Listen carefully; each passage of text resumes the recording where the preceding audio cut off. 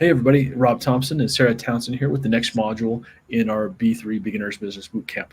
We wanted to talk to in this module about narrowing down your client and why that's so important.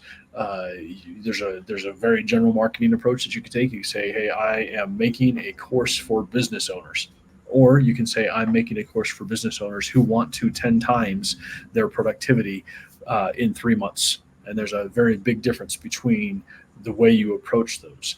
Sarah has an excellent worksheet that she uses and has developed towards this end. Take it away, Sarah. All right, yeah. So first, I want to say, obviously, because I'm in the fitness field, everyone and their mother is a fitness influencer right now, and so it was important to me. And you guys will see this in the worksheet because I'm going to explain kind of my business through this worksheet so that you guys can hear exactly how I did this for myself. But the way that I got heard and cut through all the noise and people knew who I was is that I chose like my business in a very, very, very small grain of sand on a beach. So I chose to be a female firefighter helping other women become firefighters. And that is very rare, not just firefighters, but to pass a CPAT. Now I do some extra things like doing oral board trainings and then I got other personal training clients on that, but that's just a bonus, right? That's not who I'm marketing to. So it'll be easier once you guys see the sheet here. We call it connecting with your dream client. And although this is homework, I don't want you guys to shut your ears off and get really bored because this is so incredibly important to your business. This is going to be exactly how you advertise to your people. It's going to be how you build organic content. It's going to be everything that you do from here on out. So make sure that you spend time on this worksheet. So, I for think example, we're going to take my business, that's the Phoenix Fitness. So, we're a firefighter fitness program. So, describe your dream client is question number one. And we'll just go through some of these questions, not all of them, but it will help you guys get a concept of what we're doing. So, describe your dream client. How old are they, their income, their current job, what their family structure looks like, and their education. So, when I did this for myself, I made like an exact person I knew that I wanted. So, my dream client was 30 years old. They were female. Their income was 45,000 or higher so that they could afford what I was doing at the time. Their current job was EMS. So they were an EMS provider already, preferably a paramedic or an EMT. And their family structure was either that they were a single mom or they were single themselves or they were in some sort of income situation where they needed to provide for their family. And that happens frequently. And I didn't want it that they were struggling, but I wanted them to feel like if they had to provide for their family, I was going to get them there, right? And their education level was, it could be really paramedics have an associate's degree, but you have to have a high school education to become a firefighter. That's part of our like regulations to become a firefighter, prerequisites. And so they have to have a high school education. That's really what was important. So then number three, we're going to skip two. You guys can do that, what your problem you're trying to solve. So question number three is the greatest obstacles they have to overcome. Now, my people that we're going to take my CPAT course, so CPATs are candidate physical ability tests, and you have to pass it to become a firefighter. It's not like you can pass it in another year. To become a firefighter, you have to be able to pass that. So my clients' greatest obstacles were that they didn't know how to train, right? Either they were uncomfortable in a gym setting, or they had no idea how to make a program, or their endurance was super low, or their strength wasn't very high, and they didn't know how to overcome those things.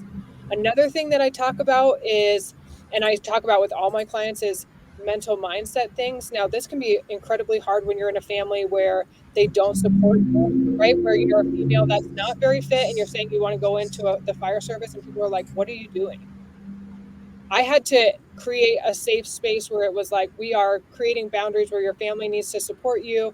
You need to create your own boundaries and your own time frame where you can train. And so you need to find what those obstacles are. And usually for my people, it's that they don't know how to build a program and their family might not be supportive and they already have kids or something. So there's a time constraint. Now, this is where number four comes in, which is list 5 ways that you can help your client overcome those obstacles. That's great, right? And I do that usually by offering some free gifts And Rob knows this very well because that's how we advertise, right? So if I say, I know that you're a busy mom and you need to pass your CPAT, here's a free gift, and it's all body weight workouts you can do from home. Boom, free gift. I advertise to my target audience. It solves some problems. I'll give them a free like Palm Method nutrition handout. So that's one way I can do it. I'll send them a mental mindset like affirmations page. I can give them my email so they can contact me, and I can give them, I don't know, like some easy goals to set. So like, let's start with 10,000 steps, right? There's 5 things right there that I set someone up for success right away. And it cost them nothing, but you know what it gave me in return is trust. My clients now trust me because I gave them really good information and really good tools for nothing. So that's all how we build upon things. So anyway, we want you guys to work through this worksheet. Like we said, it's something that me and Rob use every single day to build my business. I think it's important to emphasize too. There's a statistic that I think about a lot. The average consumer sees 6,000 ads a day. How do you break through that noise? Well, you break through the noise by being ultra specific, right? Which you've been talking about. Own that niche to the extent where there's another quote I think about too, by a gentleman named Dickie Bush, and he says, "Get so specific that you're the only person on earth who can talk about a topic." In your case, we're talking about the female or woman who is looking for a CPAT, who needs that support, who doesn't have that structure. You can own that niche as a business owner and become the world expert for that specific niche. And this worksheet you've got here is a perfect entry point into identifying that niche. I think the next step, once you've created that dream client, is talking to them and building what we call the creator statement. This helps you drill down, once you've created that ideal client, into what it is you're trying to do. And the creator statement is as follows: I'm building what for whom to help them do what by doing what in a world where blank. And so for my company S2 Technical and the 411 for the 719, this is my creator statement that I started with for this particular company. And I started with, I'm building a lead generation platform for small business owners to help them generate business by amplifying their signal in a world where social media is saturated by noise. So this was my working statement for quite a while. I stepped away from it for a week or two to come back with some fresh eyes, and I realized that even this isn't necessarily as specific as I wanted to be. There's still some ambiguity in a couple of these lines. So I went and drilled down further, and we are going to do this for you too. We're going to ask you to fill out this creator statement, and then we're going to help you drill down on it. But here's my current iteration of this particular statement, getting ultra specific, right? So I'm building a lead generation platform for small business owners to help them generate, instead of business, what am I actually helping them? What the bottom line for a business owner, right, is we have to have revenue. Sarah and I talk about this a lot too. We want to help everybody, but we need the revenue to help everybody, right? So we're trying to generate sales by amplifying their signal. What is signal? It could be an ambiguous statement. So I'm helping them amplify their products in a world where social media is saturated by noise. So this is the creator statement that I weigh what I do when I help Sara, for example. This helps me dial in on my mission is to help her amplify the product that she's advertising to generate sales so she can do what she does. So we identify the dream client, and then we identify how exactly is it we're helping them. And then run everything you do past these statements. Is this product that I'm trying to think about building, is it doing what I want it to do? Is it in line with my dream client and my mission statement? If I'm sure this happens to Sarah too, but I frequently get calls from vendors who want to offer this service or to do this thing, and it sounds good, but I ask myself, is this going to help me do this creator statement? If not, I'm not going to do it, right? Yes, that's so important because you can really get scatterbrained on how to attack your business model. And so I think it all comes back to, when I build any ad or any organic piece of content or any email or anything, I think of that person I built and my creator statement and then I build it.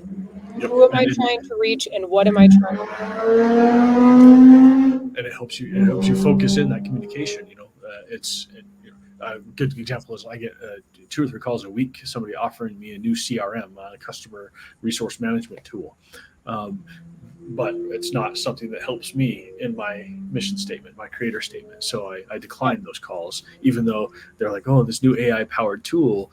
Well, how will that help me amplify my small business owner's products? A new CRM isn't going to do that for me. Just by the nature of the business, I do want to say you are going to get other people. Like, I try and focus on women that are trying to be firefighters, right? But Rob is also one of my clients. He lost 45 pounds. He is not a woman, nor is he trying to be a firefighter. But I have a big grouping of those people. So it doesn't mean you can't take those people on if you have room for them. What it means is that you are not going to advertise outside of what you're trying to do. And if you get other people that are coming and asking you for things, that's great. That's a bonus. But if you try to get too many different pictures of what your clients are going to look like, you will get lost in the noise. That's You will. Yep, that's it. You'll just get lost in the noise because you won't stand out from that noise. What drew me to you was your standout message. You were out there doing the doing, and posting the videos of you engaged in the workouts and doing those things and posting. Your message resonated with me. Caloric deficit. That's how I thought about weight loss too. Is I knew without knowing, but I knew that I was consuming more calories than I was burning. And so I think it was one of your ads that triggered that for me. That message resonated with me, and it stood out from the noise. And these 2 products, your dream client and your mission statement, help you refine that messaging. Yep. Right on. Great summary. Thank you. So these 2 documents are inside the module that you're in, and please fill them out and then send them to us, and we will help you refine these messaging to help. Take your time on these ones, guys. They're powerful tools.